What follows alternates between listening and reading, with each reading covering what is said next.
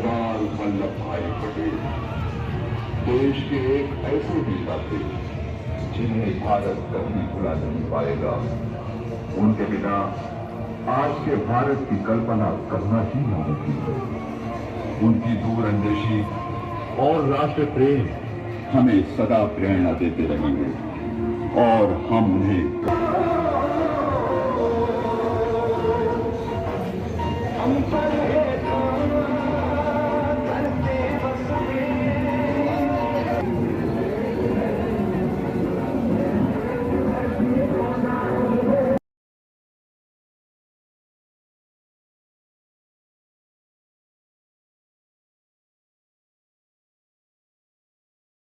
की एकता और अखंडता के शिल्पी सरदार वल्लभ भाई पटेल जी की 146वीं पावन जयंती के आज के इस कार्यक्रम में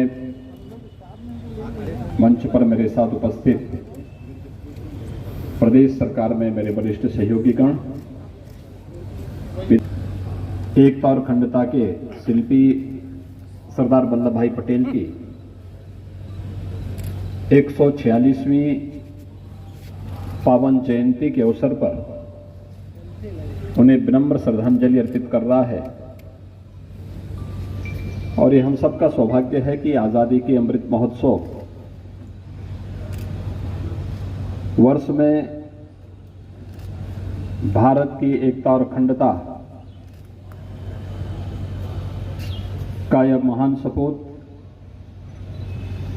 को विनम्र श्रद्धांजलि अर्पित करने का सौभाग्य हम सबको प्राप्त हो रहा है। और प्रखर राष्ट्रभक्ति के कारण एक कठिन, चुनौतीपूर्ण और असंभव कार्य को सरदार वल्लभ भाई पटेल ने बड़ी सहजता के साथ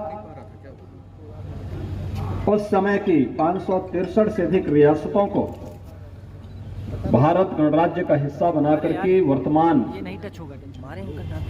भारत, जिसे आज के यशस्वी प्रधानमंत्री एक भारत श्रेष्ठ भारत के रूप में मानते हैं, डैम के पास दुनिया की सरदार वल्लभ भाई पटेल की सबसे ऊंची प्रतिमा की स्थापना करके भी इस बारे में दुनिया के सामने एक संदेश दे दिया कि सरदार पटेल का स्थान भारत के अंदर कितना ऊंचा और कितना महान है। भले ही राजनीतिक स्वार्थों के लिए कुछ लोगों ने सरदार पटेल, नेताजी सुभाष चंद्र बोस और भारत के उन तमाम स्वाधीनता संग्राम सेनानियों को विस्मृत कराने का प्रयास किया हो, लेकिन जब जब भारत की स्वाधीनता की चर्चा होगी, जब जब भारत की एकता और अखंडता की चर्चा होगी, तब तब सरदार वल्लभ भाई पटेल स्मरण किए जाते रहेंगे, नेताजी सुभाष चंद्र बोस स्मरण किए जाते रहेंगे